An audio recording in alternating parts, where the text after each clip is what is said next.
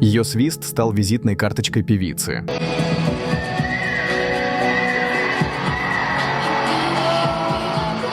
Подростком она страдала от зависимостей и размышляла о смысле жизни. И после того, как на одной из вечеринок она потеряла свой автомобиль, Лана поняла, что нужно что-то менять. Элизабет, настоящее имя певицы, была отправлена родителями в интернат, но и это не помогло певице. Именно дядя научил ее играть на гитаре в 18 лет. И вскоре Элизабет начала выступать в ночных клубах Нью-Йорка и завязала с пороками. Но никогда не рассматривала это занятие всерьез. Но, как мы знаем, 11 номинаций на Грэмми решили иначе.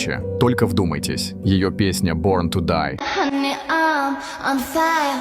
I feel it everywhere. Nothing scares me anymore. продержалась в топах 10 лет подряд. Она единственная, кому такое удалось. А недавно Лана нашла любовь всей своей жизни в лице обычного ловца аллигаторов, что очередной раз доказало ее простоту и близость с публикой.